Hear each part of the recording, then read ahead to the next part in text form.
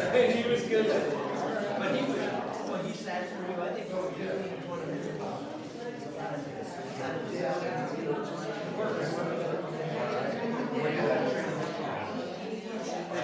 Friday, yeah, you're right across the street. They put the sign up. Yeah, I just started seeing the logo. So they have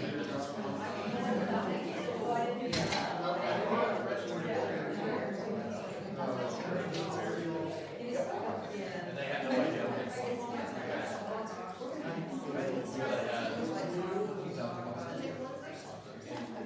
That I walk out right on Friday and then go here. And then next thing you know, here we are Sunday, showing all things right. And I walk on well, you know, I didn't think of this, but for the festival, we have the future, some people pay for it. And they've been paying for it, right? And I'm writing checks. And I was thinking, and I thought, I forgot that I should have accessed the account on Friday. Because there are no more records on it. And the only record I have is what I wrote down, is this I got everything.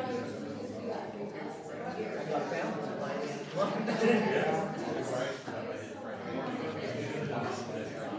Yes. Yes.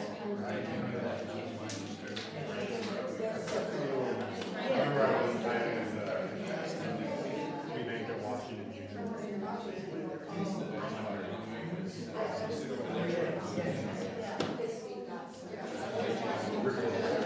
Yeah. So what do you do?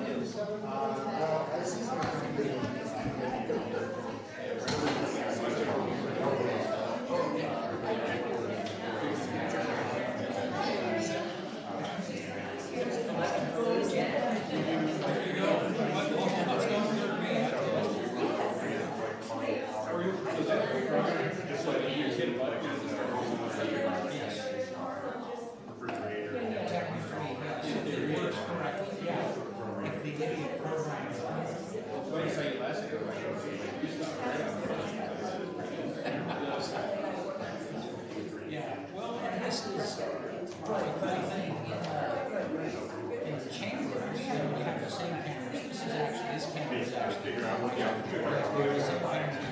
and it's connected right into the software, which is so good. So then when you pick a shot, it automatically turns that camera.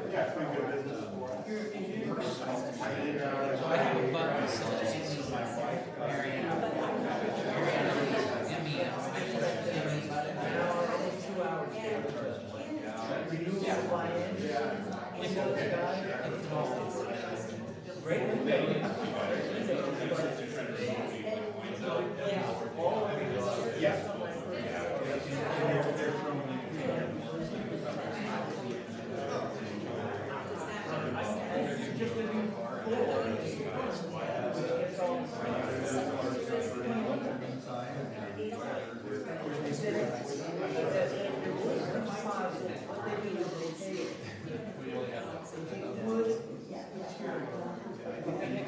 You're putting like an engine.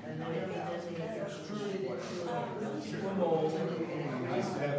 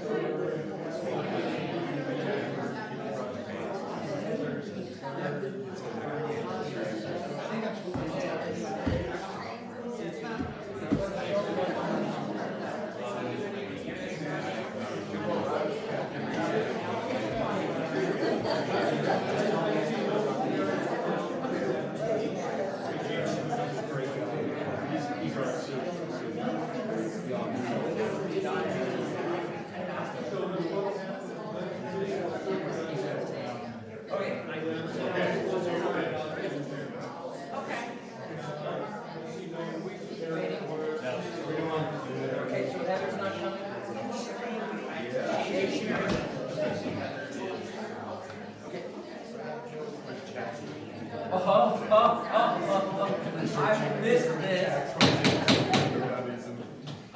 6 o'clock, reconvene the City of Grande's Budget Committee for second night, and we need roll call. Would be a good idea. Yeah, I just remember. Yeah, I don't it's think on I'm the only It's one. on the agenda right there. Oh. All right, roll call, please.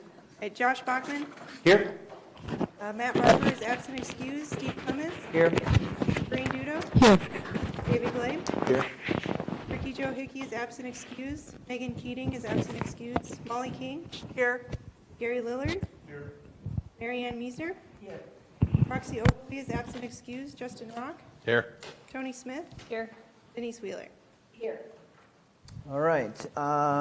Public hearing on the proposed 2025-2026 budgets and state revenue sharing are still open and shall remain open until the close of the hearings. I guess we don't need necessarily an agenda approval. It doesn't look like there's anything that needs to change. Could you give us a recap, please, Robert? Thank you. Good evening and welcome to night 2. Again, appreciate the Budget Committee's participation. This is the 18th proposed budget that I've submitted as the budget officer. Seems like just yesterday. And it has been at times a really, really difficult few nights. And we sat in this room and we eliminated positions, we cut back hours at the library, people laid off people. And I'm happy to say that the positions that were eliminated, save one, have all been restored. And the one position that we did not restore was we had a fire prevention position at the fire department, but we have 4 more people, full-time employees at the fire department now than we did when I arrived in 2008. To get to where we are today, we've had to make a lot of very hard decisions. We completely restructured salaries. We had pay freezes. We restructured healthcare benefits, and really did a lot of things on the efficiency side, and got creative on the revenue side as well. Doesn't mean that the problem is solved forever, but we are sitting on a very healthy fund balance right now. And I just want to kind of recap how we got here today for this budget. And it started with the retreat in January, where the city council validated the concept where we would not reduce services, where we would use the cash on hand to fill gaps in the budget, which we knew there would be.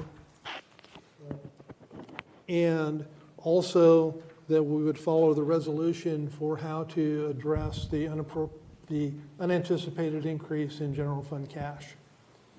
And that's the budget that was proposed, and it followed that guidance. There was a little bit of conversation last night and in the questions about the deficit, so I thought I would put that in a little bit of perspective. We did a work session with the council last year where we talked about, oh, I didn't mean to do that. I'm actually going to go ahead and turn this off. That's what I get for having a mouse with a tail. I like that. Yeah.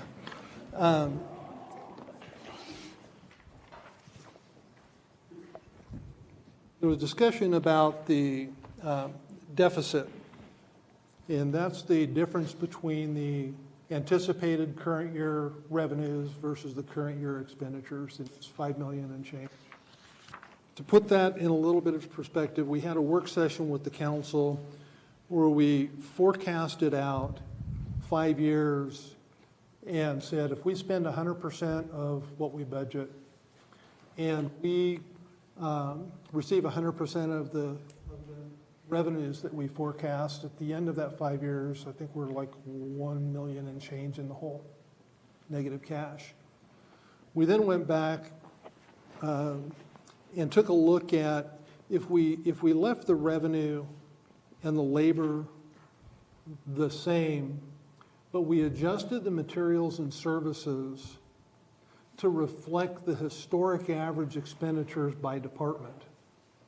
That number changed to almost $6,000 positive cash. And so the message there is the rails looking out 5 years are pretty significant. And it really comes down to what do we think is going to happen versus what does. So I wanted to share with you what we thought was going to happen in the 2023-24 year. So when we sat here for that budget, we budgeted a deficit of $3.1 million. When we sat down the next year, we estimated that it was actually going to be a $1,496,000 shortfall. And the actual was positive cash of $856,000. Last year when we sat here, we projected a $2.9 million budget shortfall for the current year. And sitting here today, our estimate is it'll be a $520,000 shortfall. So there's a lot of things that go into that. We talked last night, there was like $360,000 of money that we're not projected to spend out of this year's budget due to hiring lags in police and dispatch. So that's part of why that is. Additional revenues. But my point is, we don't know where we're really going to be. And I recognize the concern because we're looking at essentially cutting in half our $10 million of fund balance with the budget that's proposed. I don't have the crystal ball. But what we do have is the guidance from the council that we put together. And if we're going to deviate from that guidance, if we're not going to do that, that guidance really needs to be different in January. So I'm just, and the Budget Committee has a lot of authority to do what you want with this. But one of the things that we did last year was we reduced the transfer to the general reserve by $400,000 in direct contradiction to the City Council's resolution. If we do that again this year, in June, the council just needs to rescind that resolution, because if we're not going to follow it, if we're not going to follow the council's guidance, why even have the resolution? Change the policy, tell us what you want us to do in January so that we can work on that end. So that's just my soapbox. And again, I completely respect and will support whatever decision the Budget Committee makes. But I think I would be remiss if I didn't kind of remind us collectively of why the budget looks like it does and why there's a deficit there and how we're planning to deal with that, which is, as the council directed, to continue to underlevy while fully funding the core economic development programs and using that fund balance to make sure that we are not reducing any of the programs that we currently have. We're proposing no new positions except for a grant-funded position in the general fund. And so that's my kind of message to the Budget Committee about where we are. So that's my recap. Okay. Any questions for Robert on what he gave us and where we're going? All right. How is the search going for your replacement? I think it's going well. The professional search firm is currently in the process of conducting phone screening interviews, and hopes to have a report, and they are scheduled to meet with the City Council next week to review potential finalists for the position. Do you plan on working with them at all? Yeah, so a bit off topic, but I'm happy to share that. So what we have mapped out is to have the new city manager on board mid to late August. When they arrive, I plan to move into my house and work remotely, because I think it would be rather awkward to be sitting behind them. The plan is to have about a month of availability for transition, and then I'll burn some paid time off, I think through the first week or two of November. But even during that time, I'll certainly be available for anything that the new city manager may have and ask. But we've got a great team of directors, so I'm thinking that what I'll primarily be doing that month is there are a number of things that are kind of unique to the city of Grande, and I'll be putting together a transition document that kind of captures some of the background on some of those key things, so that the incoming person has that to look back on. Some notes, we've got labor negotiations coming up, so I'll be going through the collective bargaining agreements and taking a look at the language and making some notes on what I think ought to be considered, those sorts of things. Thanks for the question. Okay. Now, our labor negotiations, when are they due? I mean, we talked about this last night. I mean, we felt like we just did them. We did. We are in year 3 of the contract. Well, we're about to be in year 3. So the current ones will expire not this June 30th, but next. Okay, well. Yeah, no, we would have been having meetings. I thought, wow. Yeah, we're about to get in. So this budget is the last year of the contract. Okay. All right. I'm gonna pull us back in. That's usually me with you. And invite any public comments at this time on the general fund budget items that we talked about last night. Anybody here who? I don't see anybody. All right. There were a couple people that showed up. They were interested in the pool. I provided them the questions and answered, and they were happy with that. And all right. Okay.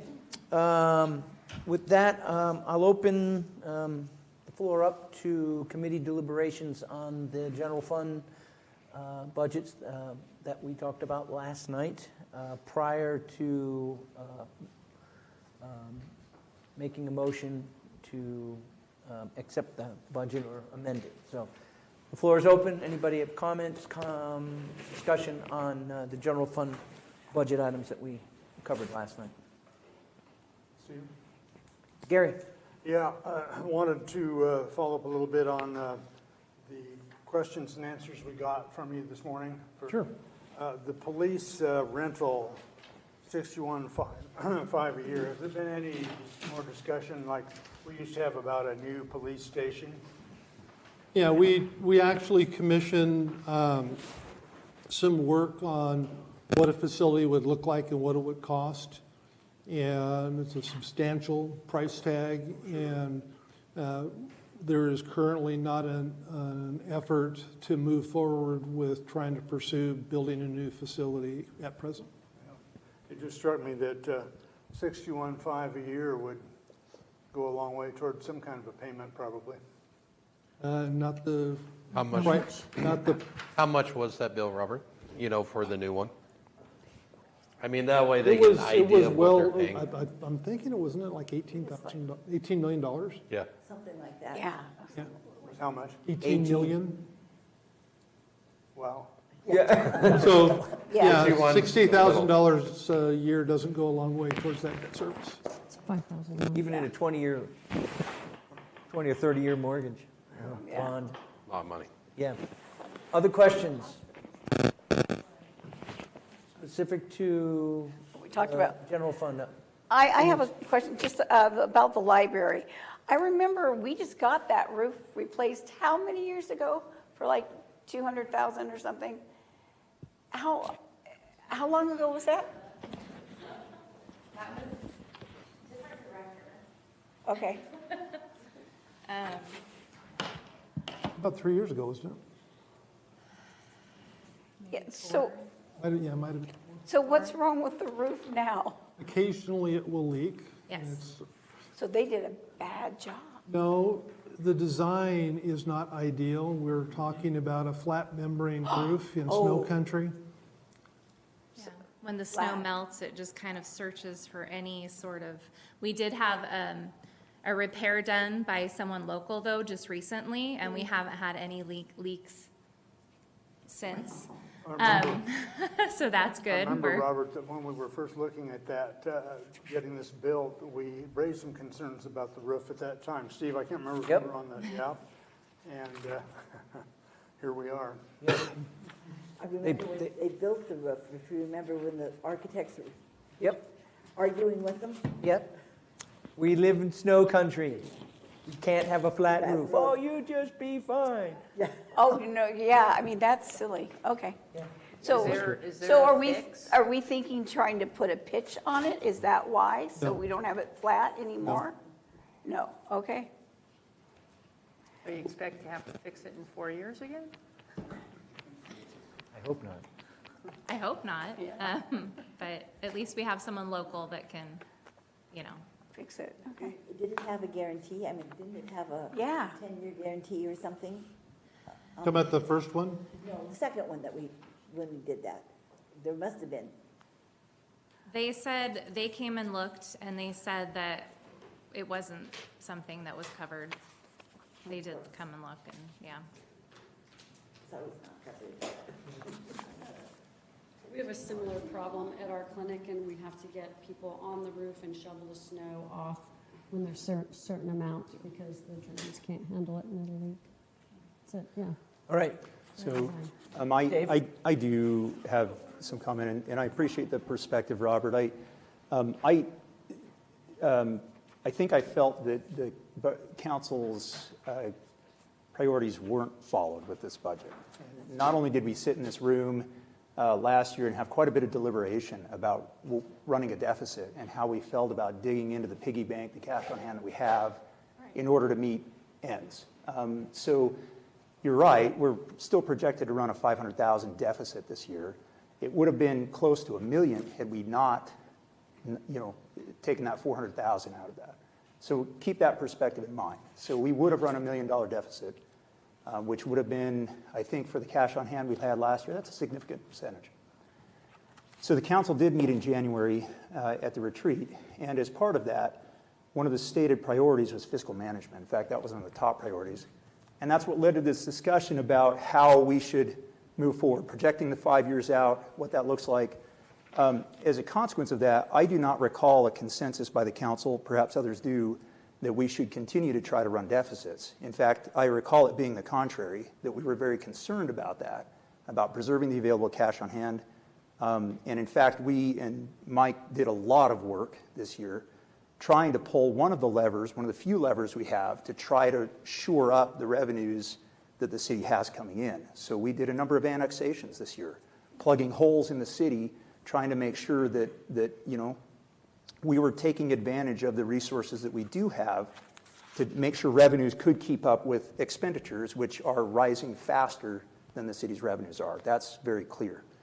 I think it is a fool's errand to suggest that the history of not spending all of the budget dollars is how we should base our calculations. Once we approve that budget, it is approved. The money is intended to be spent, and we have to act as if 100% of what we have approved will be spent. There's no other way we can act. It's much easier to approve a lower budget because there are mechanisms in place for us to provide monies to continue to go in and expand that budget later on throughout the year. There is no mechanism that I'm aware of to claw those dollars back if we say, oh, we're going to approve this, but historically we only spent 70% of that. And oh my gosh, now we're hitting 80 and 90. We need to claw this back really fast. There's not a good way of doing that. So I think it would be irresponsible for us to approve a dollar amount anything more than what we really think we should be spending as a city. So I guess my position is a little bit different than what was presented here. The reality is we will project to burn through a significant percentage of our available cash if we pass this budget as presented. Now, do I want to sit here? Are we in a position to go through that budget if we don't want to burn through that available cash and go nitpicking little things in each department that we think should go? I don't think that's the right way to do it. We don't have our nose in the weeds. That's something that would need to go back to directors, managers, to say, hey, look, there's a few approaches you could take to that. You could say, hey, we want to spread this out evenly by department budget size. For you, it's 5%. For you, it's 3%. You as a director, figure out how you're going to drop this budget by this percentage so that we even out. That's one way to do it. You could otherwise go and say, hey, these are things that are frivolous. We're going to start attacking the frivolous things first wherever they fall. I, for one, don't feel comfortable passing a budget that's going to burn through available cash. We are likely to face the single most disruptive event the city has done in the last decade, because we're saying goodbye to you, unfortunately, Robert. You have been tremendous in managing this city fiscally. That is a strength that you have had that I think few city managers do.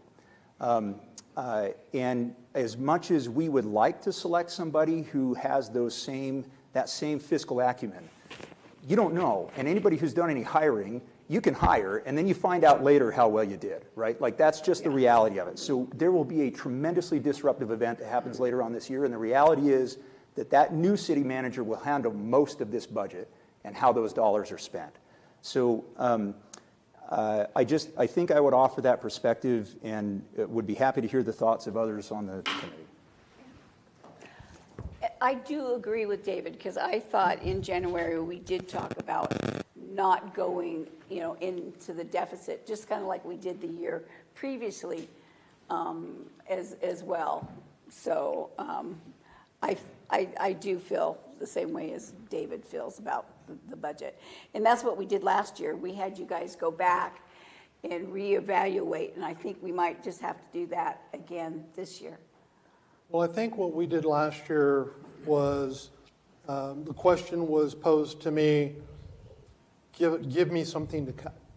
Mm-hmm. So if the consensus of the budget committee is to reduce the budget, what I need to know is how much, and then I'll tell you what.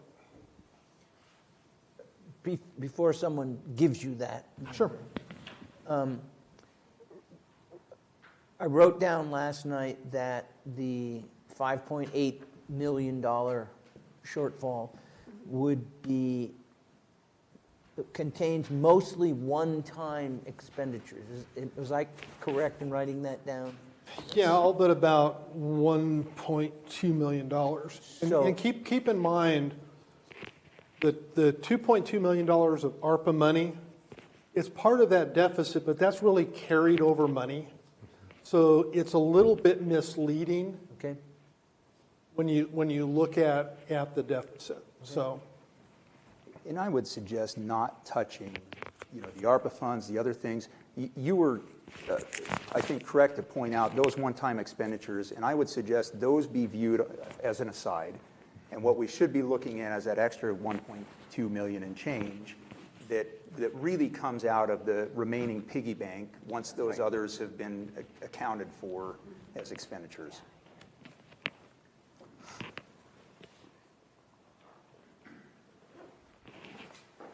Other thoughts? Well, I happen to agree with Dave. I talked to you about that earlier. We spent not an hour, but on the phone talking about it and saying that I told him that I was really uncomfortable with that. We have to reduce that deficit. Because otherwise, we only have 3 or 4 years before we're going to be totally in the red. Right. I don't know what the amount is, and I don't know where to take it, but we have to do something. I'm hearing and I'm agreeing with the two of you. My struggle is that some of that, I think, should rest with the council. Some of the decisions of what is cut should rest with the council. The budget committee, non-council members of the budget committee, I think are here to represent the public in another dimension, but also to sort of get a sense of where you are and where we think the city is going. But I like the expression that Dave said, we're less in the weeds than you are. Yeah, I know. If you understand my meaning. We're not privy to the level of professional experience or the understanding of what the council's priorities are, or none of us were at the retreat, so we haven't got that memory. I miss those things, but I'm not privy to that now. So I don't feel comfortable saying to Robert, cut 1.5 million out of that budget, but I would be comfortable hearing, if that's what the council would like, hearing where he comes up with. But I don't think that that's my call necessarily to make. I think it's if there's going to be a call for that kind of review and revision of a presented budget, I think it should come from a seated councilor. But we can only cut it by what percent? Yeah. You can cut it as much as you want in this forum. Right. In this form, but I mean. And the one over there. That's, okay, but. You can't increase it. Once the budget is adopted by the budget committee, the city council can reduce it further, but you can't increase it by more than 10% without some other steps. I think based on those one-time funds that have already been funded, that are getting expended, take that and you take the history, I think we're a lot closer. I know we're a lot closer than it looks. So I feel fairly comfortable with the budget as it is, and if we did make cuts, I think it would be a much smaller portion.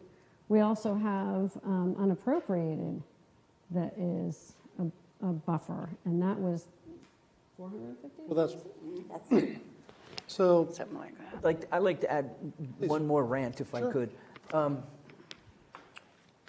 I've sat on a lot of consecutive budget hearings, almost a quarter century. And that makes me feel old. And we've been through some that are just heinous. As a counselor, sat through budgets where we were required to cut police and we were required to cut fire and we cut time at the library. And it wasn't pretty. But it seems like this is not the only time that we've faced a situation where we've had to spend unappropriated cash dollars. No, we've done it for several years. Oh, well, yeah, but, I mean, we've had to tap into that and cut it down, and reduce it somewhat. But by the magic of conservative budgeting, where you overestimate expenditures and you kind of underestimate what you think are going to be revenues, we've done pretty darn well. There are other communities in the state of comparable size that have, Ontario comes to mind, and it is not a pretty situation. And it's a bigger place than we are, and it seems like it should have a bit more value, but for whatever reason, it hasn't prospered. And Steve, I totally understand that, but we are concerned about us. Yes. And we shouldn't have to compare ourselves to We're other not people. comparing. The thing is, in the future and in this January, I am a mayor and council member. Yeah. I think if the other councilors want this more, because we kind of had a little bit of this issue the last year, we need to be very vocal and we need to be right to the point. So if we are more worried about being closer to being balanced, then we won't be getting the full services that we've got in the past. Yes, we are a little bit over, but we also are putting money in the reserves. We're preparing ourselves in case something's bad. But I mean, unfortunately, our directors and our city manager has done a lot of work to put this in front of us. If you disagree, that's fine, speak up now. This is the time. But come January, if this is still the same feeling, we need to fix it. Versus coming to the end and then coming in here and going, hey, we don't like what you've done. That is not the right time. I think January, if this is how everybody feels, and it needs to be brought up more, we need to express it more, and we will fix it at that time. But at the very end of the process is not the time you go in and change the budget. Okay, but how can we express it more that we didn't want to go into a deficit, which was what we talked about? We also in said we January. wanted full services as well. We wanted to continue our Correct. services, And so if we could, yes. I think Robert has done a good job of keeping us as Oh, I'm close not as he saying can. he hasn't. I'm not saying I he think the hasn't. directors have done a great job of keeping us as close as they can. David has expressed this a lot, but sometimes you got to see the numbers in front of you to understand. Right. I was under the impression that we kind of had vocalized that. To be perfectly honest, I was quite shocked to receive this proposal because I thought for sure this is going to be balanced this year. We've talked about this. It was a big discussion last year.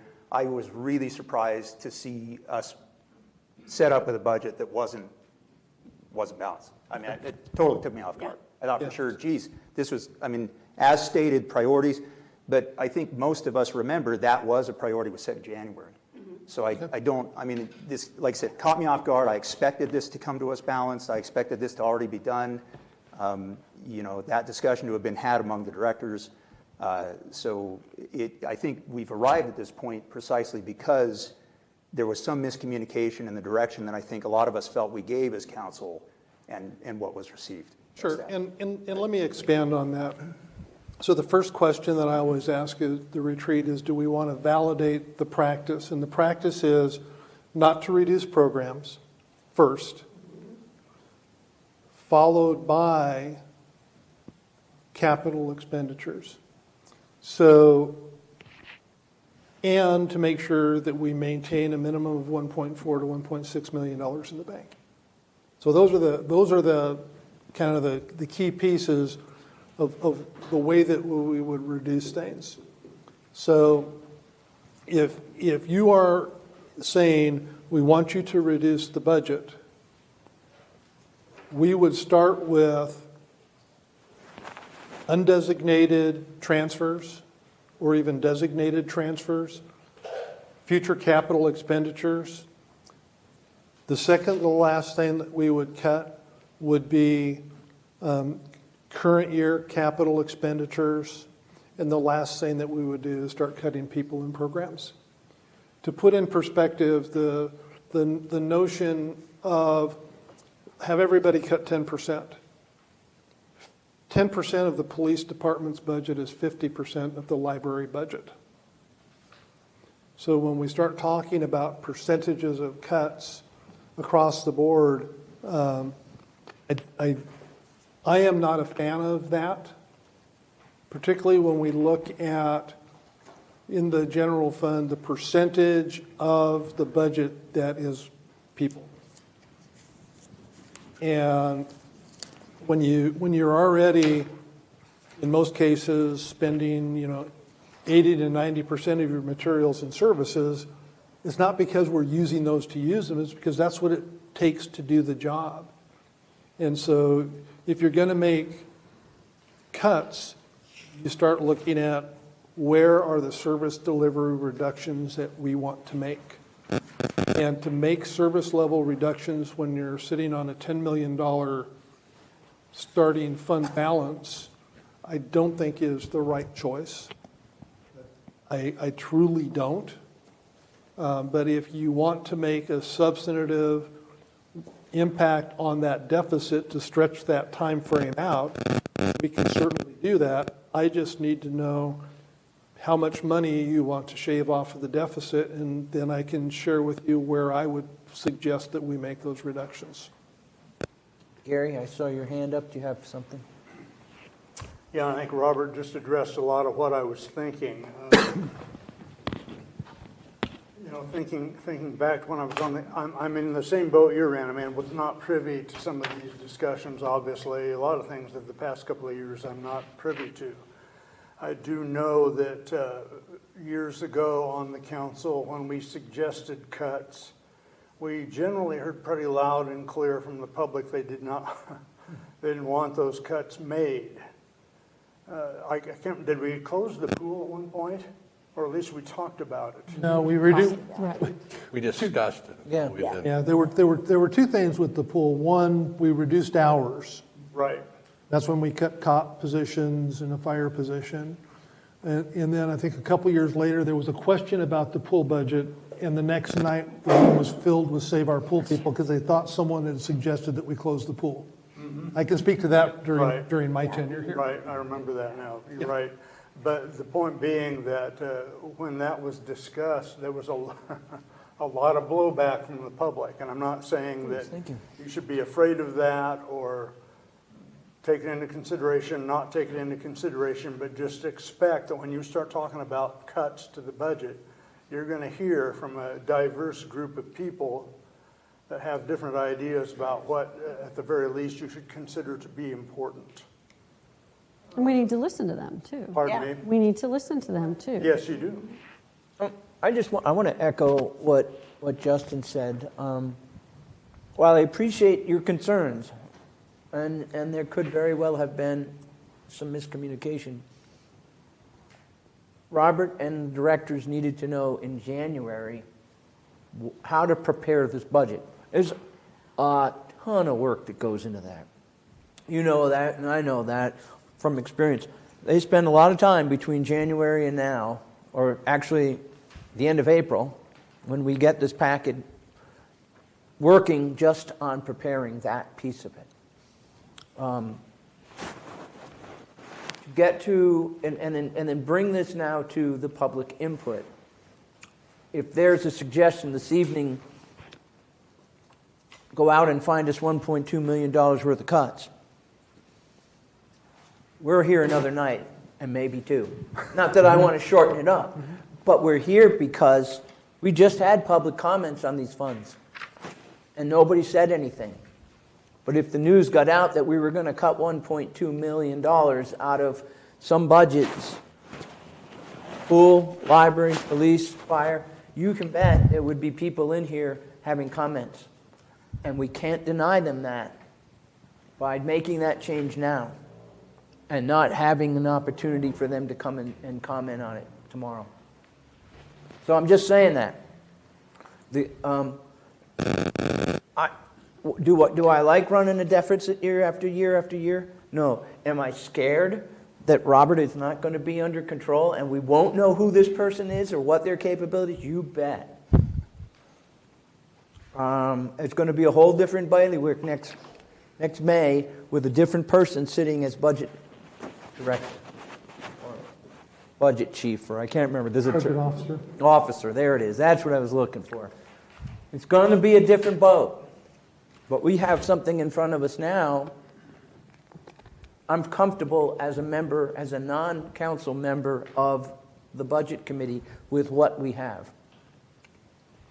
If the council's choice is to move forward with cuts, you still have that option in June.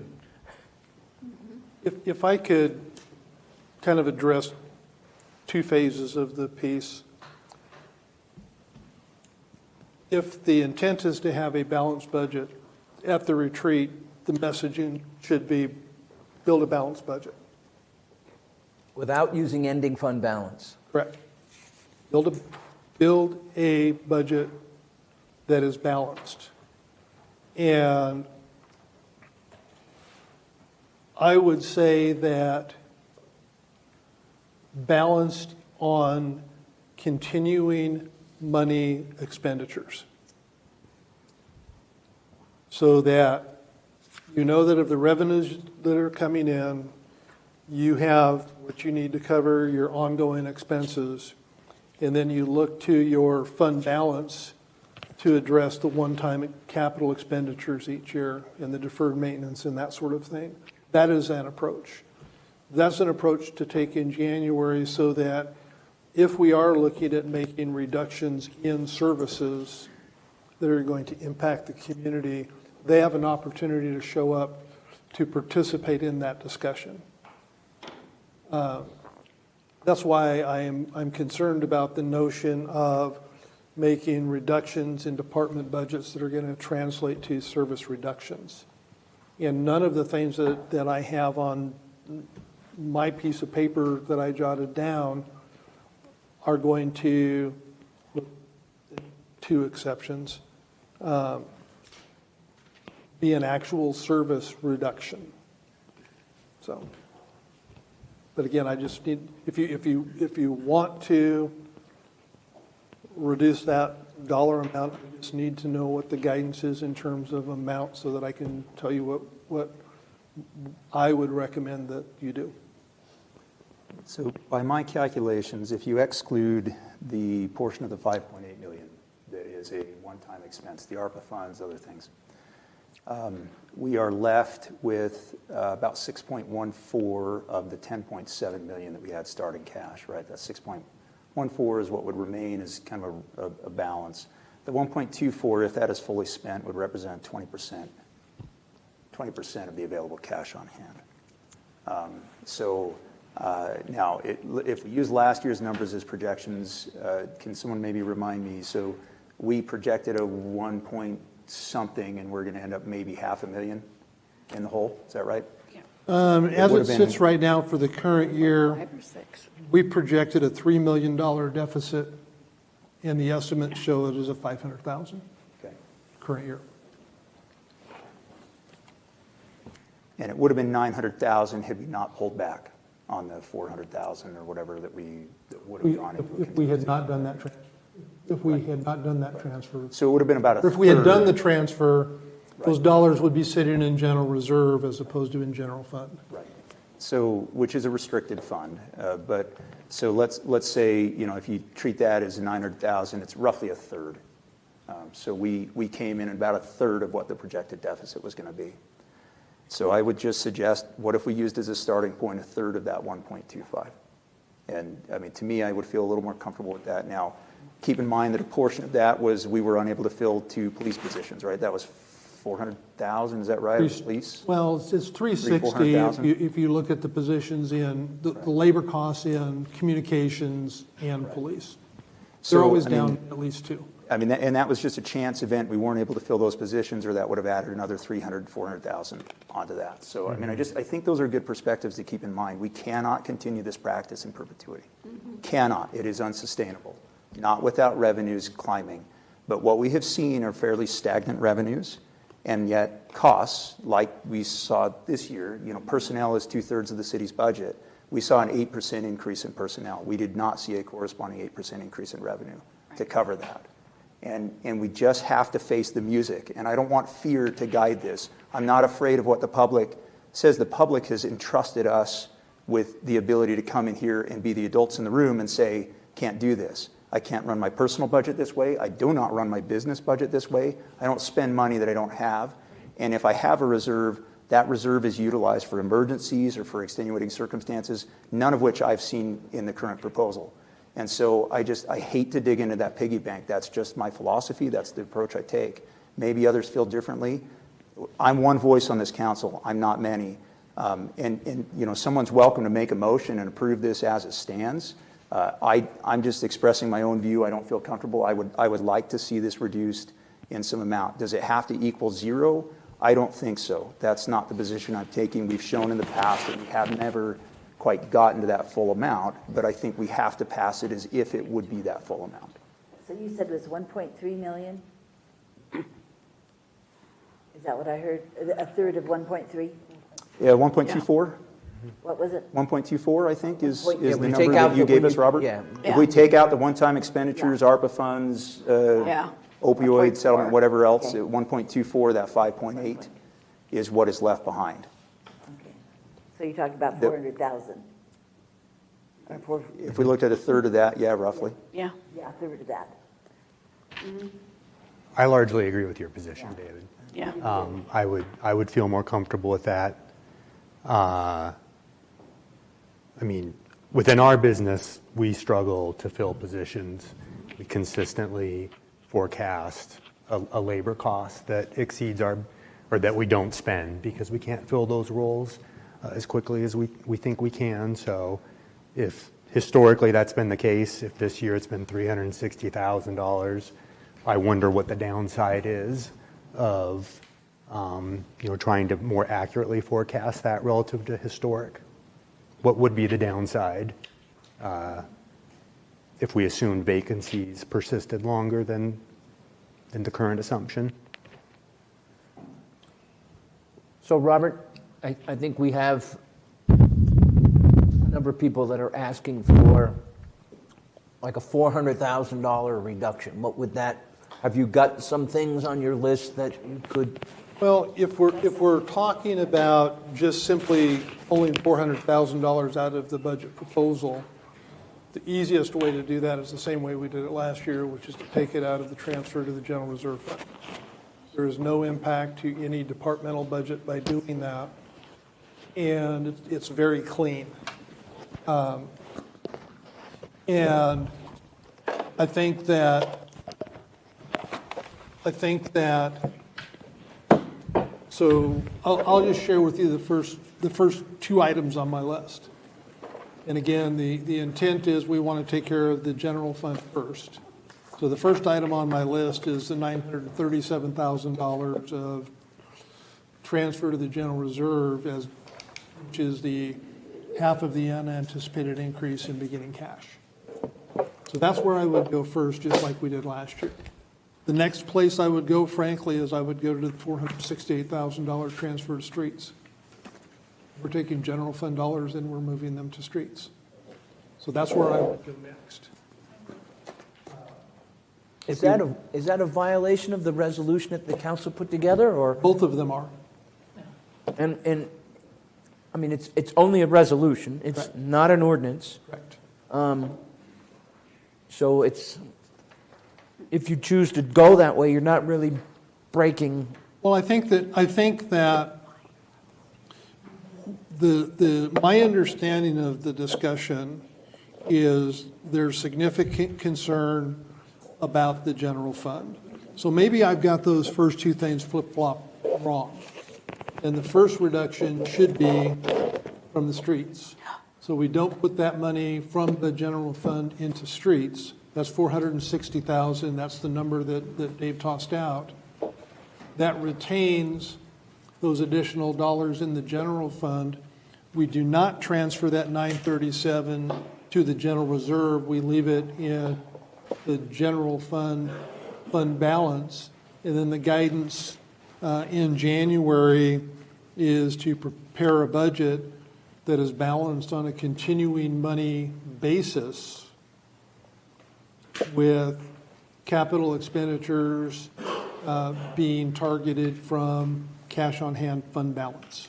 That would be a philosophy of fiscal policy that the council could enact. We would eliminate the resolution that talks about how to deal with the unanticipated increase in cash. It would just stay in the city's general fund to be used as the council sees fit. Denise? Okay, can you explain to me why you would automatically go to the roads? Because the roads are not in the general fund. And if the intent is to preserve the dollars in the general fund for the general fund department expenditures, we're taking general fund dollars and we're putting them into streets. By not making that transfer, we're having no adverse impact whatsoever on the city's general fund departments and the cash on hand in the city's general fund. In fact, we're retaining that $468,000 and it reduces the deficit by that $468,000. Okay, I see that because it's just easy because of the way it is. I mean, why couldn't we, and I know we don't want to do piecing, and I understand that, but I think it would be easier just to take a little bit here and there than just, okay, we all know the roads suck. Okay, I'm just going to say it. They just do, and whatever. I won't go into that. But anyway, that is something I don't think we should ever touch because that is the main complaint of anybody in the city. I think we should, I think we could look back. There's little extra things we could take here and there, but just taking that big chunk, which is easy, I understand that, but taking it from the roads, So that money is actually not dedicated to the roads? It's money they're taking general funds and putting to the roads to help. And we That is need not that. a dedicated, I understand we need that, but that is not a dedicated money to go there. And so the way you're explaining it is misleading. That's money that we've taken from the general funds and put into streets. Right. That's not street-funded money. It's in addition. That's to help with the streets. Right, and So I want to make sure that you make it very clear I know that. we're not Right. making it where we're taking money from the streets No, but I don't want. that we already had to dedicate. I want to keep it there because it Exactly. needs to be there. So I'm curious about what it would look like if the funds are not transferred to the general reserve, that piece of it. What, like implications, what would that look like? Well, if we didn't transfer, so there are essentially three components that are tied to the transfer out of the general fund. One of those is the $468,000 to streets. And those are of the unanticipated increase in beginning cash. There's an additional $937,000 that's going to the general reserve that is undesignated, that's not earmarked for anything, and is just going in there so that we have resources for future capital expenditures. And we've been doing that for a number of years. The last grouping are those that actually are designated for specific things, such as, $8,500 for tactical vests for the PD, $25,000 for future playground. So those are transfers out of the general fund into the general reserve for future capital and equipment expenditures. So as I look at the budget, the last thing I want to do is go into individual departments and take a little bit here, a little bit there, because that's a service impact piece. So the next thing I would look at doing, with that being the last thing, the first thing that I would do is take undesignated money that's being transferred to reserve, just leave it in the general fund. Granted, the analogy there is you're just not moving it from checking to savings. And the danger in that is to look at that fund balance and say, wow, we've got all kinds of money, we can spend it on continuing money stuff. And it's not to say that if you transfer it to the general reserve that you can't transfer it back into the general fund. You have to go through appropriations to do that. Yeah. Can I ask this, Robert? So what we did last year is we pulled about $400,000, I think, we did the same thing. We pulled it out of the general reserve. We kept it in the general fund. If you look at it, we're anticipating if we do what's proposed, we're going to add $937,000 back into that. So that not only covers the 400,000 that we took out last year and kept in the general reserve, but we actually added another 537,000. So if we pull 400,000 from that, we're basically repeating what we did last year. We're hoping that things work out like they did this year, and we may actually be putting that money right back in the following year. Does that make sense? That makes So I a feel lot more totally sense. comfortable with this.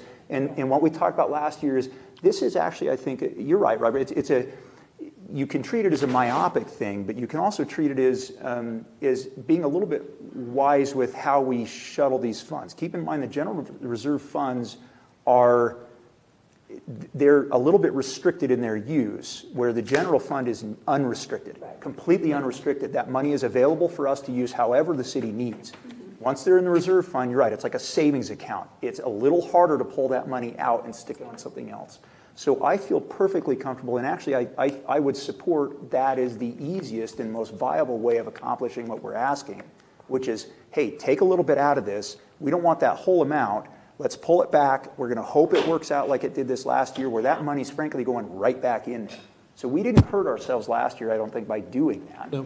Because again, we pulled 400,000, we're putting 937,000 back in as it stands. All we're asking is, let's pull back on about 400,000 of that and do the same thing and hope that it turns out that way. Does everyone feel comfortable with that? Well, I do, except that we're going to have to make sure next year's budget right. That we're not going to play this game. And then you're working next year to try to, and really where we need to work is on the revenue side. I mean, nobody wants to go after, ultimately where this is heading, like it or not, this is heading toward personnel. That's the only way you're ever going to solve this issue if we don't get revenues back up where they belong. Right. Because that's too much of the budget. You can't just keep doing everything else and never touch personnel. None of us want to touch personnel. We love all of you. We love the people that work under you. But where we have to work is revenue.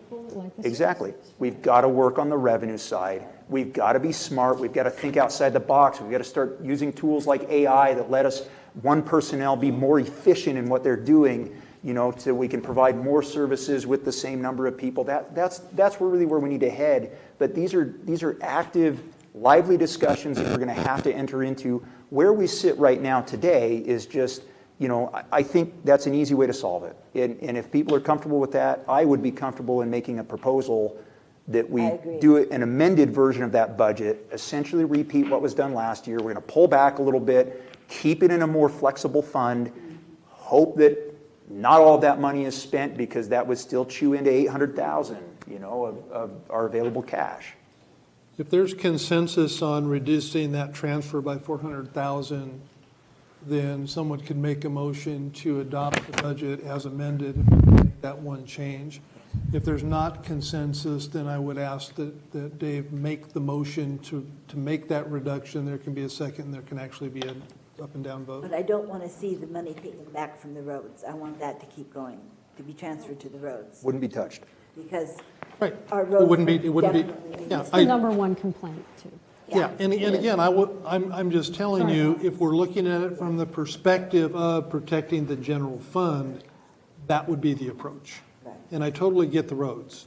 Trust me, I totally get the roads. I think everybody gets the roads. Okay. I'm a bit confused on this. Why are you so concerned about general fund versus the general fund reserve when it's just a matter of bookkeeping and moving it back and forth a little bit? Yeah, it's not just a matter of bookkeeping. It's a lot harder to get that money out of the general reserve and have it available as cash on hand. Which if we're not going to have David or Robert, maybe that's not such a bad thing. It's a myopic view to keep that money around, right? I mean, what the city's done is, again, under Robert's guidance, being the financial whiz that he is, you're looking forward and you're projecting, gosh, we're going to need some major capital expenditures, multi-million-dollar capital expenditures that you can't just make on a dime. And so what they've done is they've projected the life of certain of those major capital expenditures, and we put aside a certain amount every year into the funds so that when those arrive, we've got the money on hand to be able to do that. But those funds are, again, somewhat restricted in how they can be used. General fund is not. So it's a savings account that's harder to pull the money out of and has some restricted uses versus a checking account that's wide open. You can use it however you need. It's about flexibility in the budget is what it is. Gary? David, you talked about addressing the revenue side of it, and I absolutely agree. I don't think it's going to take AI to tell us that there are very limited options that a governing body has to raise further revenues.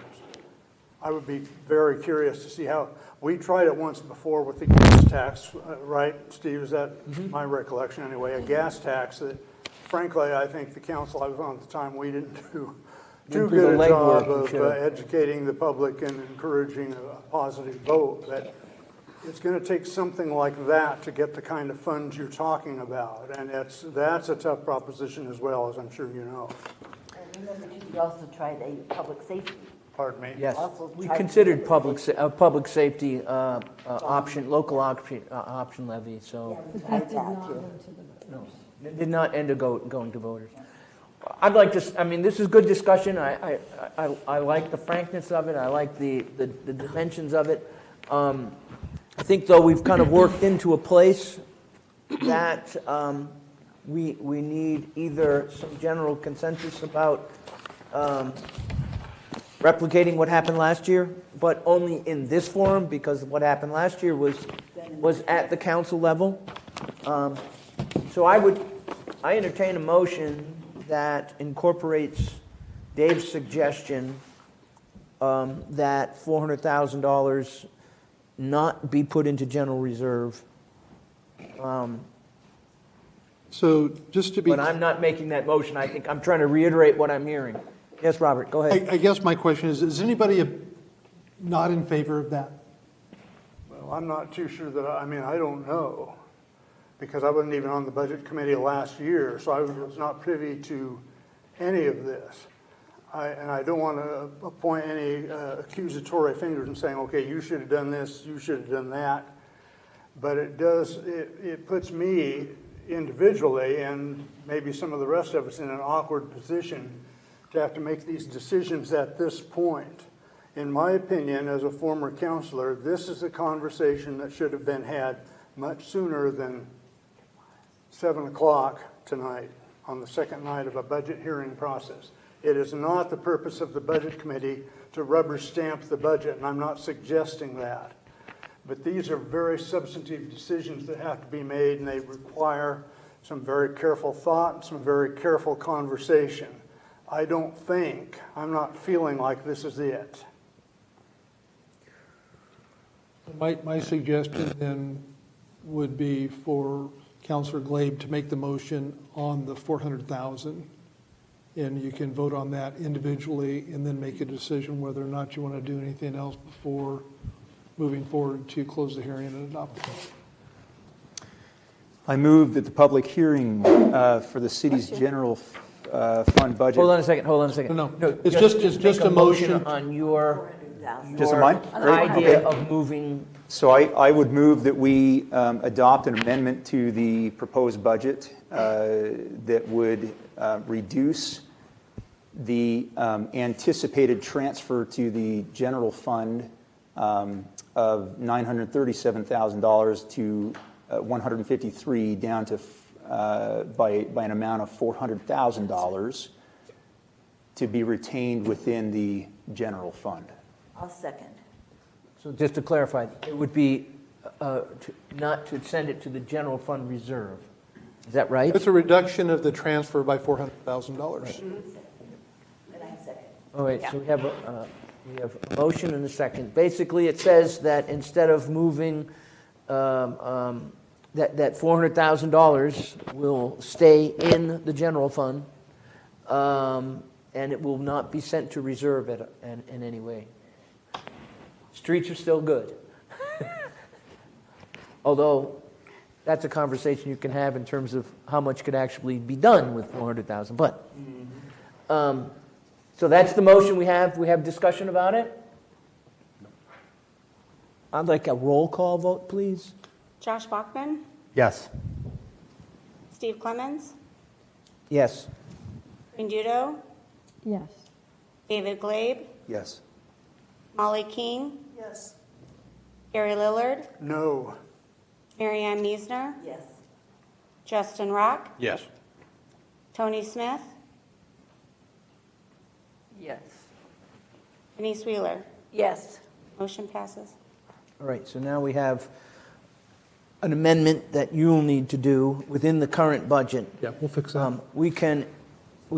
I'd entertain now a motion for, You have to first just follow what it says on number 7. right, I'm inviting a motion to close the public hearing and approve the general fund budget as amended. Entertain that motion. I move that the public hearing for the city's general fund budget for fiscal year 2025 through 2026 be closed, and that the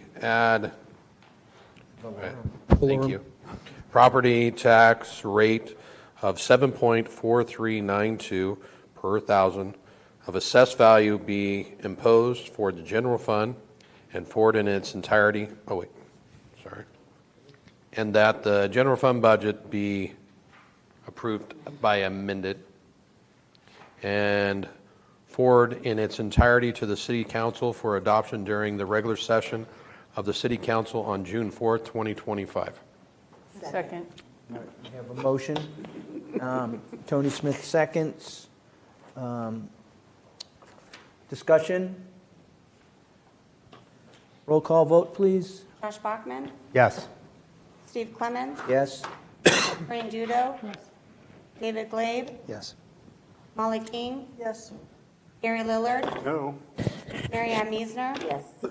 Justin Rock, Yes. Tony Smith, Yes. Denise Wheeler. Yes. Motion passes. Thank you. Okay. Moving on then, we're going to start on enterprise funds. And the first one up is building inspection and 911 emergency fund review. So, Steve, a point of order here. Did we discuss at all where we wanted to take a break tonight, or are we going to take? I was going to shoot for a 7:30 break. Sure. If you really need to get up and move, then feel free to. We want to do that now? Yeah. Okay. Let's Let's take 5. Make it quick, and we'll see if we can get through the rest of this evening.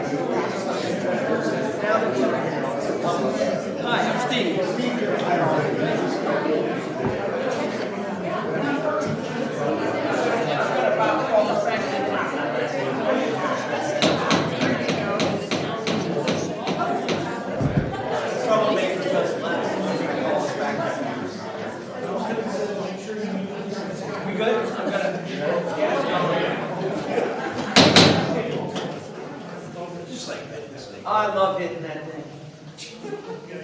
You remember what Robert, I have that prominently displayed in my office, my little plaque with the gavel on it. I'm glad you didn't have to bring it. All right, we're back in session. We're going to start with enterprise funds and have at it. This is building inspection. So please turn to the building inspections tab in your hymnal. That never gets old. Oh, inspection. And just as a general notice, they're enterprise funds because basically they're self-funded. So these funds, with the exception of any transfers that the council chooses to make from the general fund to an enterprise fund, operate on their own revenues. Right? So they balance. And then some. Depends on the fund. Questions on building inspection? Welcome, Joe. Thank you. This is Good your first evening, time up everyone. here, yeah? It is. All right. Okay, light the fire. Be nice to the new kid. Oh, okay. I didn't have any questions. Miscellaneous reserve is up substantially, and give us an idea why. Miscellaneous revenues. Miscellaneous revenue, we have taken on providing electrical plan review services that's for right. the city of Hermiston. Okay, and you anticipate recouping some of that 50,000? Correct. Okay. Oh, that's resources. My bad. Sorry. My bad. Looking at the wrong budget, so I appreciate it. Any other questions? Joe, how long do you think you'll be doing the one in Hermiston? Anticipating possibly a year Oh, okay. until they find their own electrical inspector to provide those services for them. So you'll be doing all of the inspections over there? No inspections, just plan review process. Just- Okay. Yes. And can they do that electronically, send you the plan, and Yes. so there won't be a lot of travel up and back? No, there'll be no Okay, trouble. do you anticipate there being any impact on the service delivery locally for that? No. Okay. Can you explain what the consultant's line is going to cover? Oh, the consultant line will cover commercial and fire life safety plan reviews that the state are currently doing for us.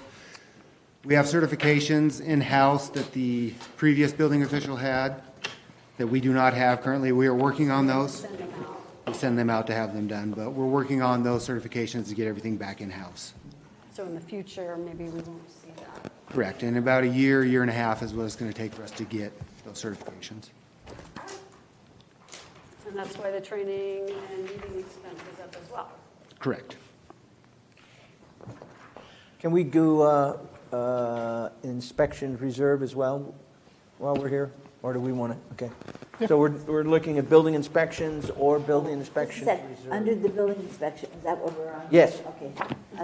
So what is the legal fee going to be used for? Legal, under legal? I believe the legal is set aside just in case we get involved with something in the community or Okay.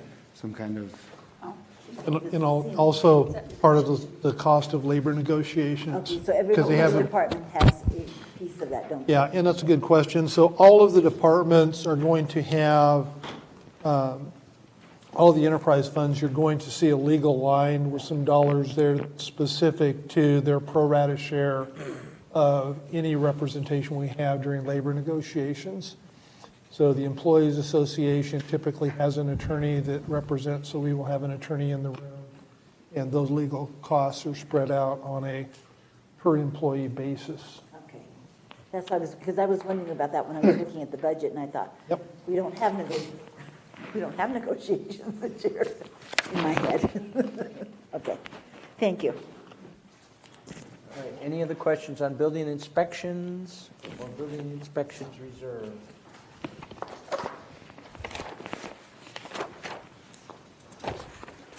All right, then moving on to 911. Thank you, Joe. thank you.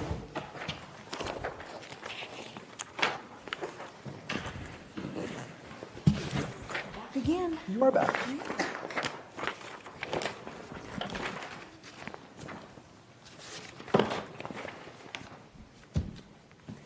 Cell phones pay 911?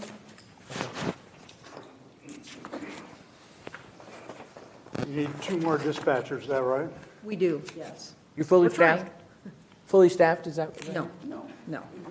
Missing 2. So right now, the 2 that we budgeted for last year, we have not filled those positions, not for lack of trying.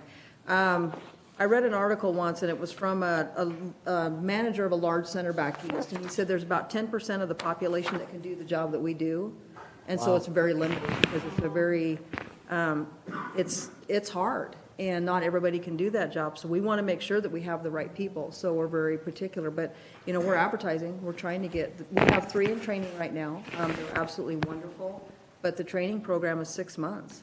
Oh. And then after that, they usually are typically not allowed to work solo by themselves until they've been there a year, because the job is very, very complicated. And we want to make sure that we're serving the citizens to the best of our ability. I remember getting a tour through a facility and looking at 2 or 3 screens at one time, and trying to connect the call to the location and the resources needed. That was last year. And Yeah. We actually have 7 screens. We have 4 for our CAD, RMS, WebLEDs, and then we also have 2 for our phone system, and then 1 for our radio system. I'm a one-screen guy. I understand totally. All right, questions for 911? Thank you. All right, we're good. Moving on. Oh, it's Public Works time. He's got a suit on. I know. Did you do this for us? My. Thank you. You're not interviewing elsewhere, are you, Kyle? I don't think I've ever. We're serious? It is. Do I look serious? Dress for the Don't job you want. answer that, Robert. What's that? Dress for the job you want. Oh. I can see you're going for retirement. All right. Okay then. I miss these guys. They're able to dish it right back as fast as I give it. That one, Steve. I think I'm still working at it. Okay, Public Works. Labor. Questions for you guys? Better have some. This is the fund that just takes care of all your personnel costs. Yeah, Pretty so much. this fund is actually, Public Works operates a little bit differently than the rest of the budgets. We operate off of job codes. So when our guys go out and do a job, they fill out their time card with a job code. We have our Josie, who sits in the front, who manages all of those jobs and those time cards, routes the money from the budget line into this budget to backfill when our guys are paid. Very good. So roads versus sewer versus. Snow removal, streets, are you filling potholes, are you putting in a main, are you putting in a tap, are you, yeah, Comes out of different. correct. Questions on Public Works personnel? Yeah, what is the number of staff you have? So we have 34.52. 5.2. Yes. It has the FTE on. Oh, I'm sorry, Yep. yeah. Yep. And what's the operating contingency? So a while ago, the operating contingency is for unexpected retirements or they're in the collective bargaining agreements, if someone were to pass away while on the job, we have to pay out half of their, or it's either half of or all of their sick leave. So instead of having one budget take that hit, we have a contingency in this budget which would cover us. That's a good idea. You didn't used to have one, though. We did not. Years ago, we thought if we have 3 of our long-term employees in a truck and it gets in a wreck, we're in trouble. Now, we're fine. And so last year you didn't have any, obviously, so you moved it to unappropriated. Financially, Yeah. for budget purposes. Okay, let's tighten it up. You guy in the suit there. Any more questions on personnel? And I'm assuming, Kyle, you're going to sit through all of these. I'm going to stay here. Okay, you're going to be there for a while. If not, we can move on to water and water reserve fund.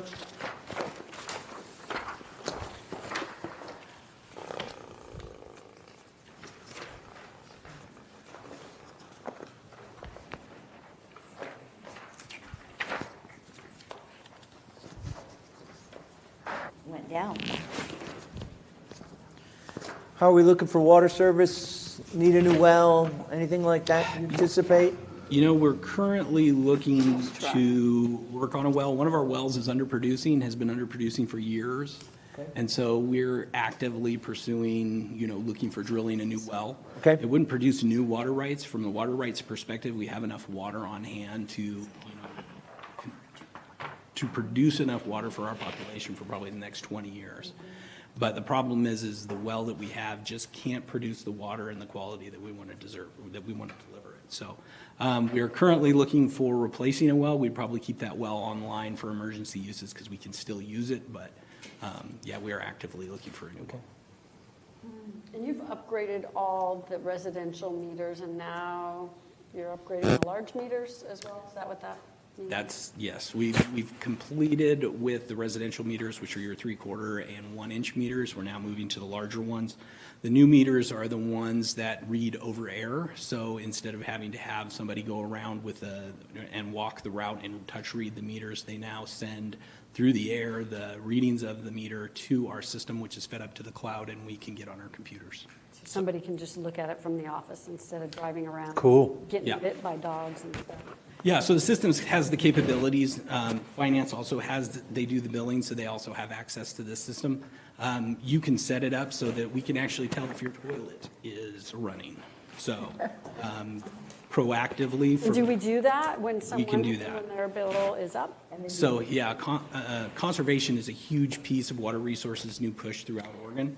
So these systems are used in other places where you will actually get a letter that says we've been noticing constant consumption at your address for the last 24 hours, and we think you need to, call a plumber, identify where the leak is, or you're going to see higher bills. So the idea is to be proactive and not lose water. So it's a letter, not a call? Currently, we're doing calls. We haven't developed the letter. We're just getting to where we're starting to develop these reports where we're actually starting to see when these things are happening. It's taken a lot of effort to get all of those meters changed out.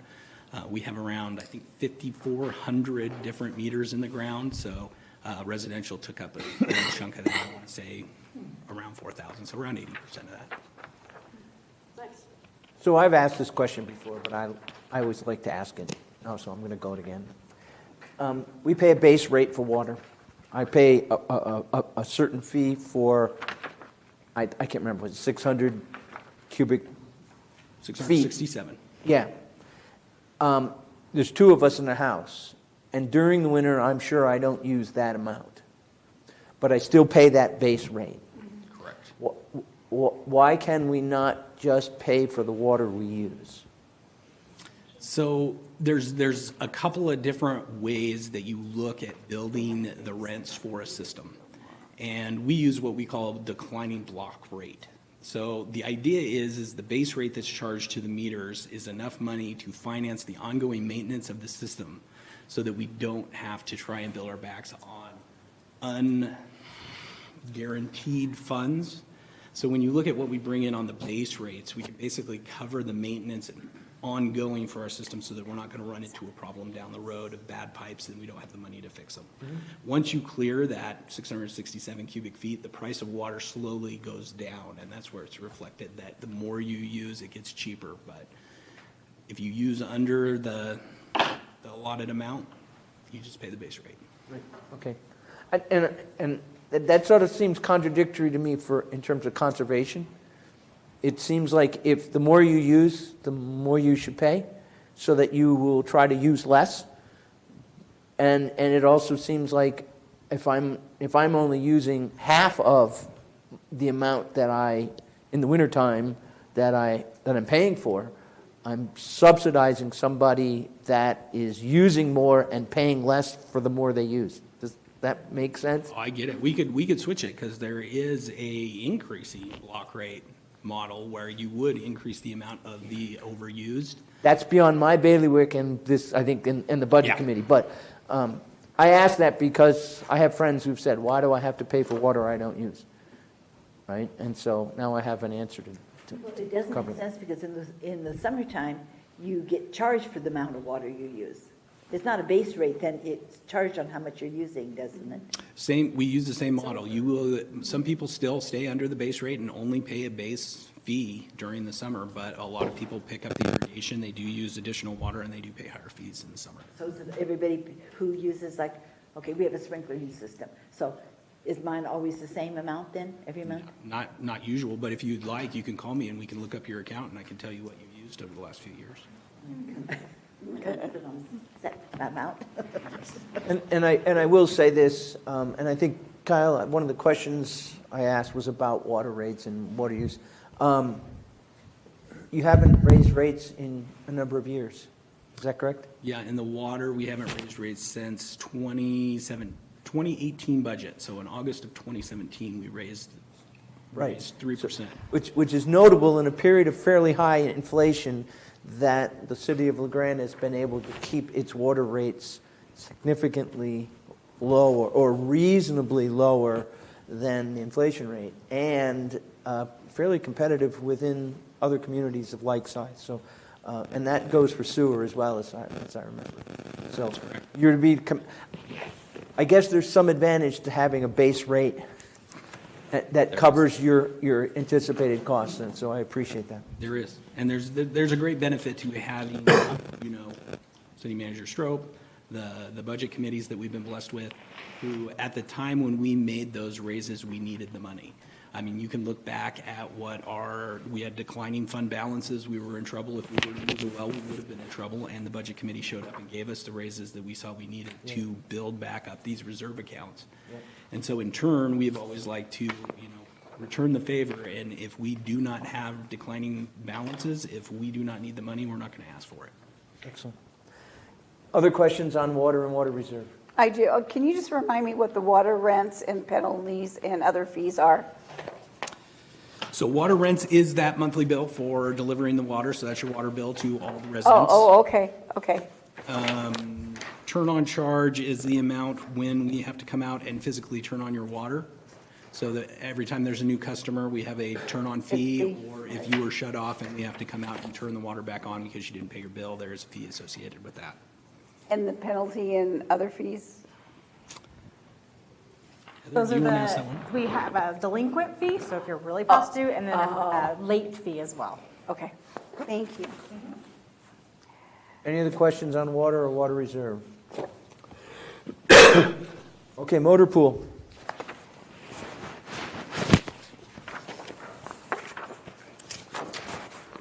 Can you explain what the motor pool is?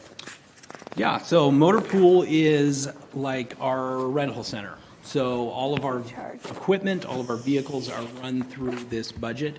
This budget then owns the vehicles and rents them back to the different divisions to use for projects, daily commuters, those kinds of things.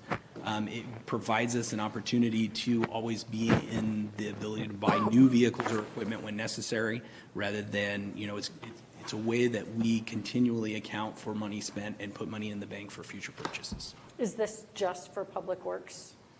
So you don't have any parks vehicles in the motor pool, or? We do not. We work on other vehicles within. We do supply fuel for the whole city. So fuel is part of this budget. We have fuel islands at Public Works, police, fire, City Hall, all come to Public Works to fill up with the fuel. Does the county ever rent from you, or anybody else rent from you for any equipment? We do renting/trading here and there. So we have certain specialized equipment. They have certain specialized equipment. A lot of times we'll try and work together and balance out the costs so that we're not passing money back and forth. But yeah, we do work together on different projects. Cal, you told me once, when we buy fuel, we buy it in massive quantities and at specified rates. And that had been a huge win for the city at one point as fuel costs had risen. We still had reserves of fuel that we had paid a much lower price for. Where are we sitting on that now, and what are plans for the future So currently we still have the same tanks. So we generally have on hand anywhere from 6 to 8,000 gallons of diesel, and I think we have up to 6,000 gallons of gas on hand. Which is about how many months supply? We order gas about every 3 months. We order diesel maybe twice a year. Okay. Moving forward, the idea is when you look, we've run a lot of scenarios with the county on different emergency situations that may arise through natural hazards, Morgan Lake Dam breaking, the 9.0 earthquake. And what we found is that Public Works would actually serve kind of as the fuel czar of La Grande, because we have the largest on-hand tanks. So we are working currently with the county to try and work on getting some FEMA money to get new tanks, get larger tanks, so that we're a little bit more prepared for anything that may come in the future. A lot of the other agencies, ODOT, the county, they all use Pacific Fried. And so while there's a certain amount of allotment that can be done there, we really have more control than anywhere else in the valley. So the county doesn't have their own? They have a few smaller tanks scattered throughout the county, but I think they had said somewhere in the range of 2,000 gallons total throughout the county on storage. Like emergency management wise, you should have some in different places. So if Public Works gets cut off by, I don't know, an exploding train or something like that, that there's something at the airport. Have they discussed that in the emergency management? Not to this point, they haven't. Has it ever been a problem? Not thus far. We have not had that problem. I worry about exploding trains. It happened. All right, any more questions on motor pool? I do. Yes. Of course. Can you explain a little bit about the miscellaneous? Because it has really fluctuated a lot throughout the years. Is that on the income? That's The resources for motor pool. Motor pool. So that would mainly be if we're selling equipment. So if we sell a piece of equipment, if we replace something and we sell the old piece that we were replacing, it would come into miscellaneous. Okay. Buying and selling, okay. Oops. Anyone else? Moving on to our favorite then, street and road reserve fund, and street maintenance. I just want to say I've noticed a lot more in the last 3 years in terms of overlays and rebuilds, both north side and all over town. So you're putting your resources to good use. I know people complain a lot.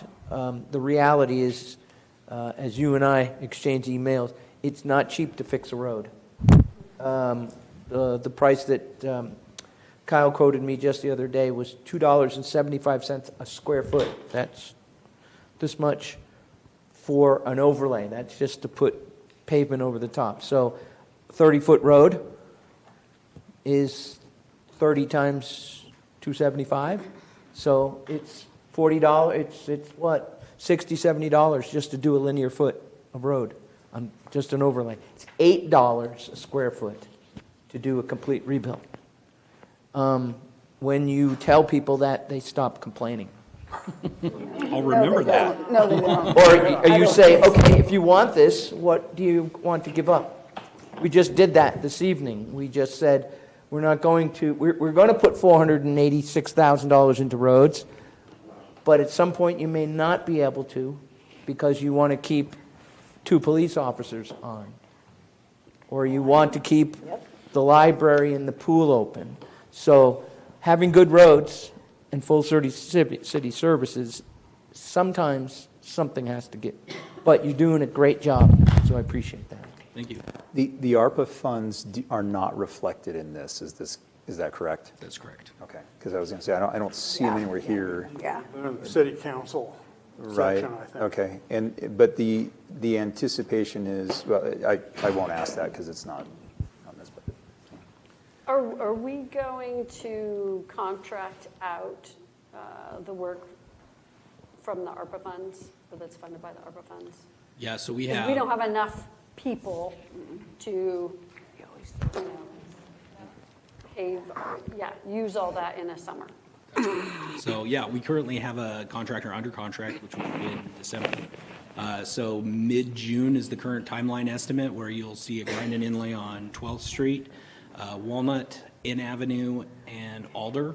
We're probably going to be, given the prices that we were giving, we might add a few other streets in there, depending on how much the contractor's time we have, just because with all the new costings of importing asphalt, a lot of the asphalt oil is imported from Canada, so it has a higher price tag today than the contract that we got in December. So we want to try and take advantage of those prices, and we can extend those prices for a certain amount above the contract amount.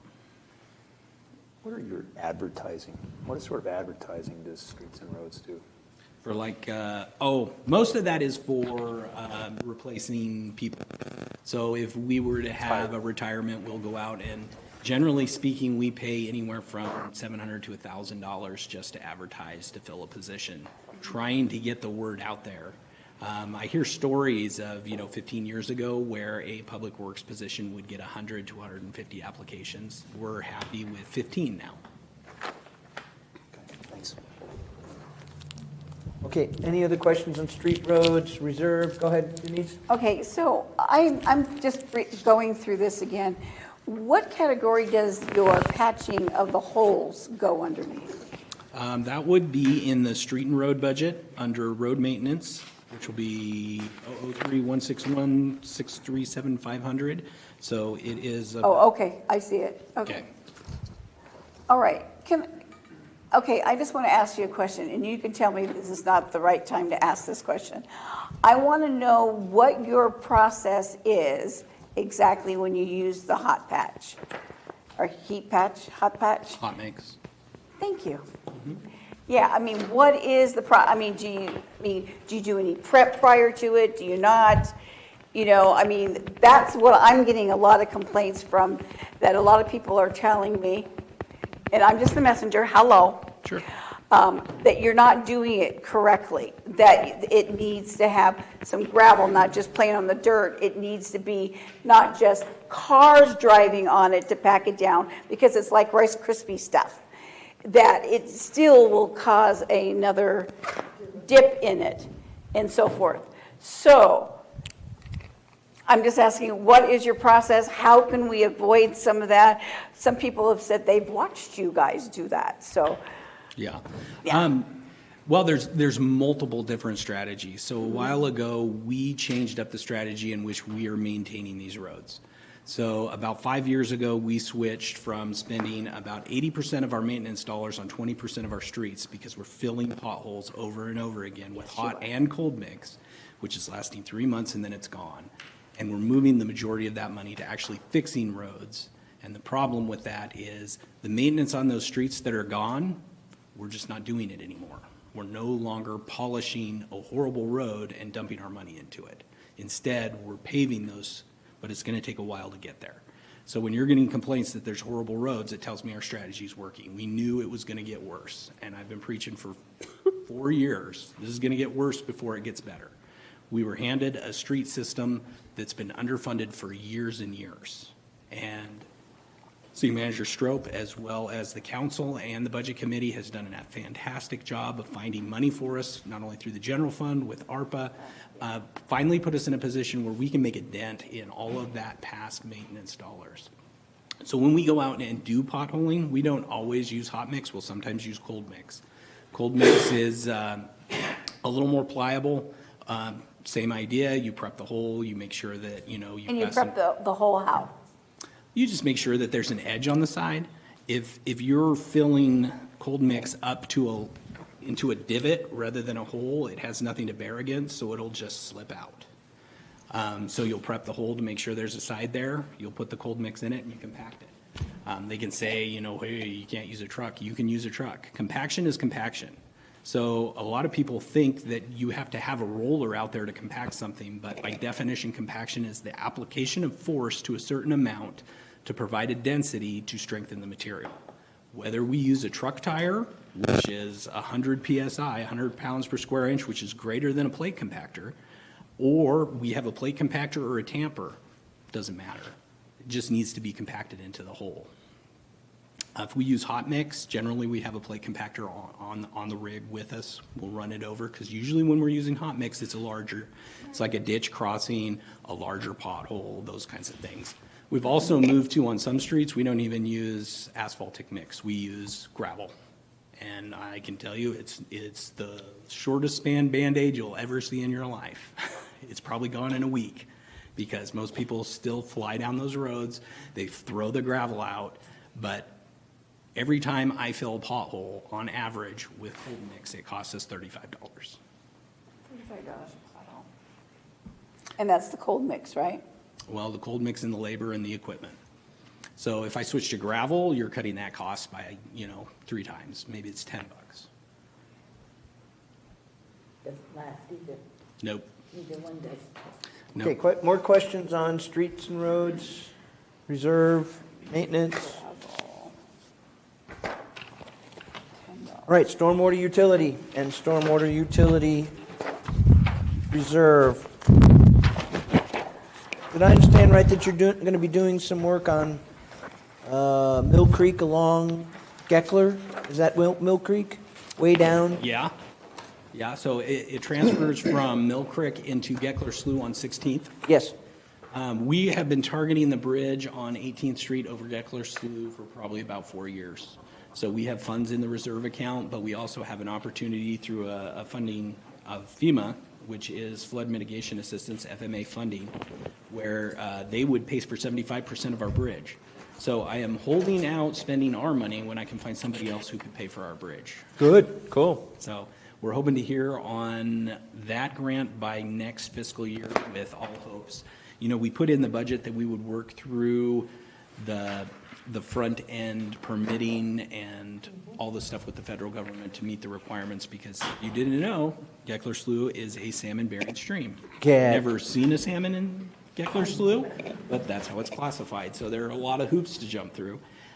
So we will be ready to jump on it if we are awarded the funds and hopefully be in construction next fall. I remember that from years ago, that's a fish-bearing stream, and so it had to be treated a particular way. Yeah. And it's like all of that is a floodplain. I'm going to get off topic. Anybody have questions about stormwater utility? Storm event money, if you don't spend it all, does it carry over? It does. It does. We've been doing a great job on those lately. We just haven't been getting the storms that we normally do. So you can see in the actual numbers of the past few years, I think 106, so 50% expenditure on our storm removal has been pretty consistent for the last few years. So if you had $200,000 budgeted, then is there an extra $94,000 that went into the next year? Yeah, it rolls over in the beginning fund balance for the next year. Okay, that's where you find it. Yep. Okay. Don't jinx this, though. We don't want to have a big. Yeah, no kidding. So if you have an extra in your beginning fund balance and you have a big storm year, that could absorb that? Yeah, we came up with the $200,000 number based off of the worst year we'd seen in record-keeping history and kind of based off of what we've regularly seen. Our worst fear scenario is, fourth storm of the year and we have to stop plowing because we're out of money. So we have enough money in there that if we got to a point, we could go after contingency before we got into the point where we're stuck in the yard, not being able to remove snow. We appreciate that. Yeah. We try. Okay, any more questions on storm utility or storm utility reserve? If not, moving on to sewer and sewer reserve fund.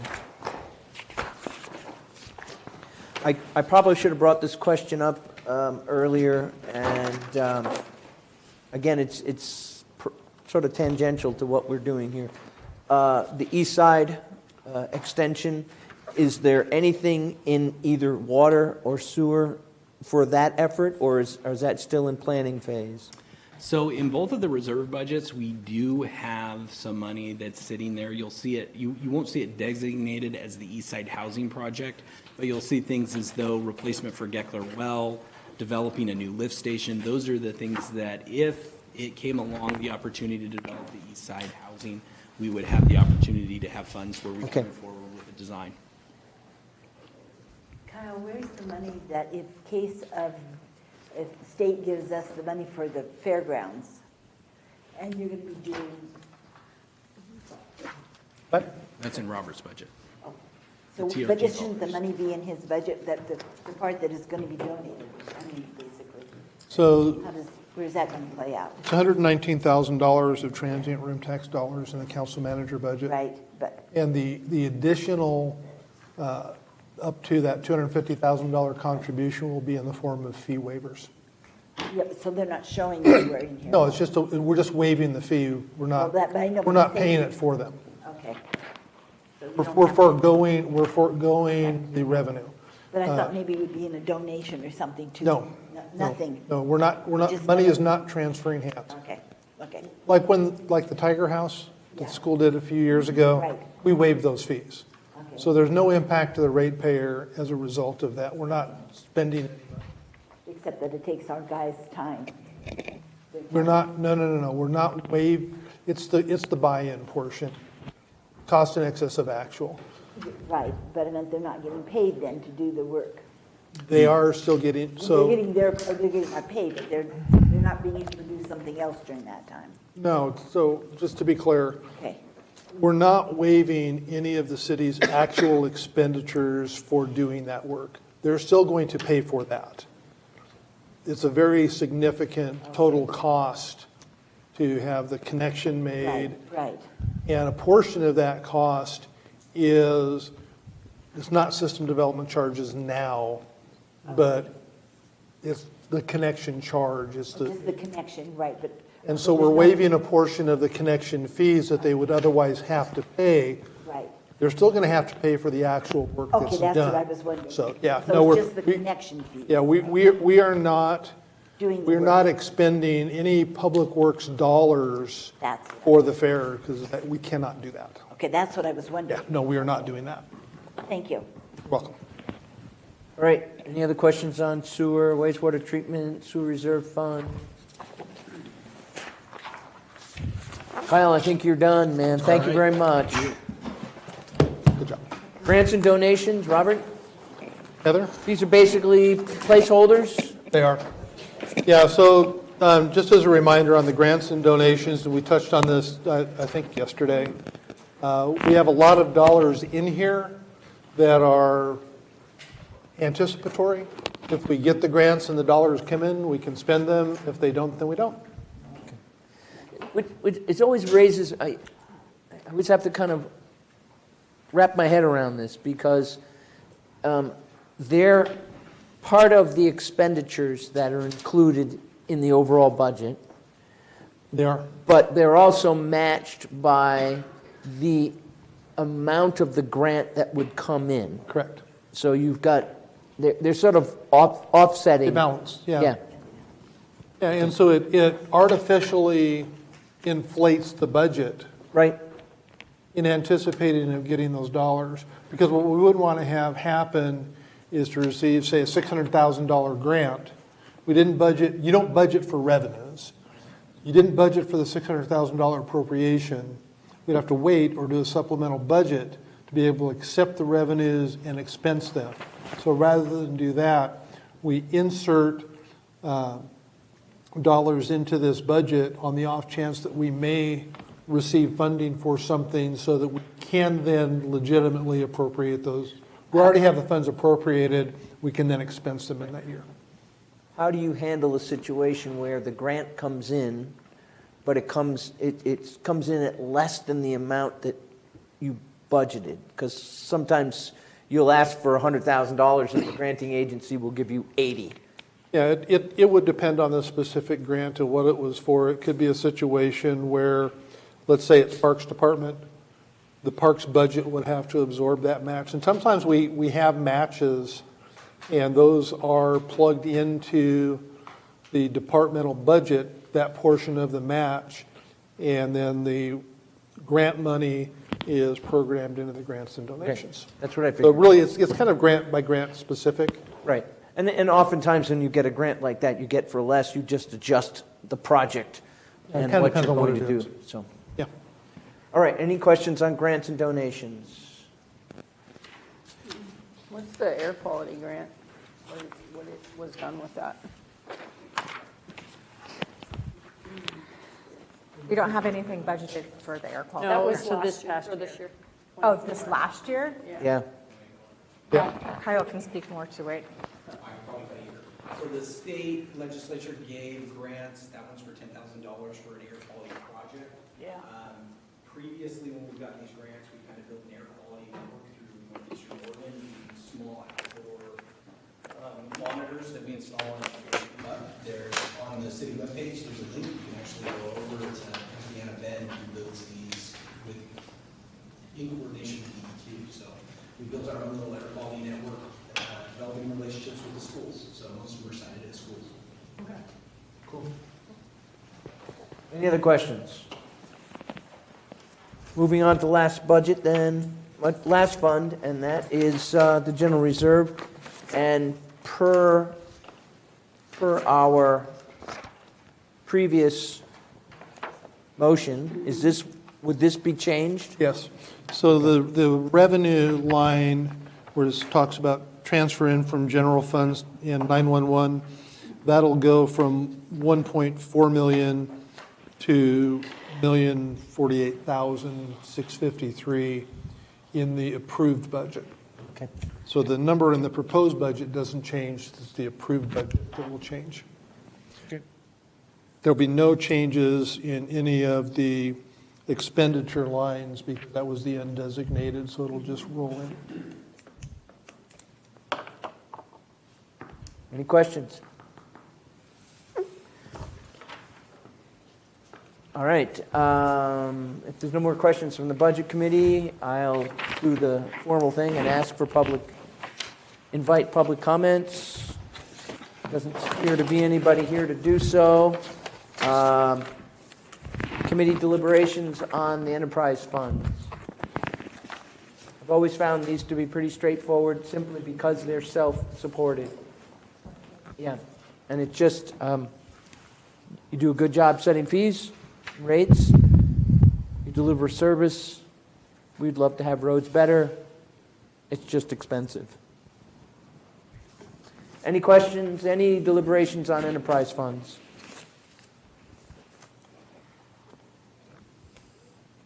All right, if I'm not hearing anything, I'll close the public hearings on the fiscal year 2025-2026 budgets and state revenue sharing and entertain a motion for the enterprise and other fund budgets. I move the enterprise and other fund budgets for the fiscal year 2025-26 be approved as presented and forwarded in its entirety to the City Council for adoption during regular sessions of the City Council on June 4th, 2005. Or 2000. Presented or amended? It would be as presented because the appropriation did not change. I'll second. All right, discussion? Just for clarification, Robert, would you say why this is not as amended and as presented again? Because you don't budget revenues. You only budget expenditures. Okay. The expenditure amount is not changing. All right. All right, we've got a motion and a second. In light of any other discussion, call for a roll call vote, please. Josh Bachman, Yes. Steve Clemens. Yes. Maureen Dudo, Yes. David Glabe, Yes. Molly King, Yes. Gary Lillard, Yes. Mary Ann Meisner, Yes. Justin Rock, Tony Smith, Yes. Denise Wheeler. Yes. Motion passes. All right. And before I adjourn, thank you for 18 years. Appreciate it. Thank you. And with that, I adjourn the Budget Committee to consider approval of the Budget Committee committee minutes during the City Council regular session scheduled for June 4th, 2025. I do encourage everybody that's been here to go to that meeting. It doesn't take long, but it's required, as council will have like 4 different items to deal with that night. The budget, the urban renewal district, and then the budget, and it goes fast, but it's important that we participate in approving the minutes. So, thank you all. Have a good night.